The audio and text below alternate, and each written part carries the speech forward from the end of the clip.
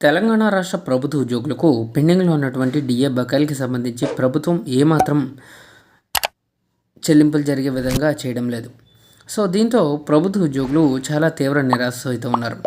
దసరా పండుగ కానుకగా ఉద్యోగులకి సంబంధించి పెండింగ్‌లో ఉన్నటువంటి డీఏలతో పాటుగా కాస్త బకాయిలు కూడా రిలీజ్ అవుతాయని చెప్పేసి భావించిన ప్రభుత్వ ఉద్యోగులకు నిరాశ మిగిలింది.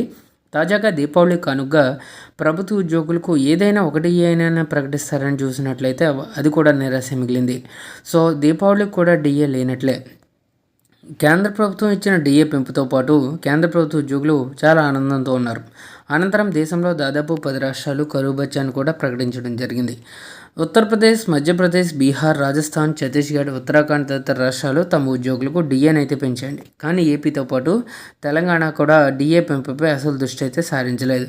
తెలంగాణ ప్రభుత్వం మాత్రం అదొకటే ఉందనే విషయాన్ని కూడా మర్చిపోయినట్లు కనిపిస్తుంది. ఎందుకంటే మొన్న జరిగిన మంత్రివర్గ సమావేశంలో ఉద్యోగులకి సంబంధించి ఒక్క అంశం కూడా చర్చించలేదు. తెలంగాణ మంత్రివర్గ సమావేశంలో కొన్ని కీలక నిర్ణయాలు తీసుకున్నారు. ఈ సమావేశంలో ప్రభుత్వ ఉద్యోగులకి సంబంధించి చర్చ ఉంటుందని భావించారు. ఏడాదికి 2 సార్లు డీఏ పెంచాల్సి ఉండగా వాటిపై ప్రభుత్వం దృష్టి అయితే సారించలేదు. ఇప్పటికే తెలంగాణ ప్రభుత్వం ఉద్యోగులకు దేశంలో అత్యధికంగా 5 డీఏలు ఇవ్వాల్సి ఉండగా తాజాగా జూలై నెల కలిపితే మొత్తం 6 డీఏలను ఉద్యోగులకు ప్రకటించాలి.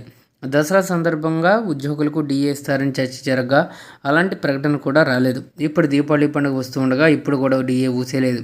దీపావళికి ముందు సమావేశమైన మంత్రివర్గం ప్రభుత్వ ఉద్యోగులకు సంబంధించి కొన్ని నిర్ణయాలు తీసుకుంటుందని ఆశించారు. డీఏ పెంపు, పీఆర్సీ ప్రకటన, భారీగా బిల్లుల బకాయిలు వంటి ప్రధాన డిమాండ్లు ఉన్నాయి. వీటిపై ఇప్పటికే ఉద్యోగ సంఘాలు ప్రభుత్వం దృష్టికి తీసుకెళ్లాయి. వాటిని నెరవేరుస్తామని ప్రకటించిన ప్రభుత్వం కమిటీలు, చర్చల పేరుతో కాలయాపన చేసింది. గతంలో 1 డీఏ మాత్రమే ప్రకటించగా ఇప్పటి వరకు 5 డీఏలు పేరుకుపోయాయి. ఎన్నికలకు ముందు రేవంత్ రెడ్డి ఉద్యోగ వర్గాలకు భారీ హామీలు ఇచ్చారు.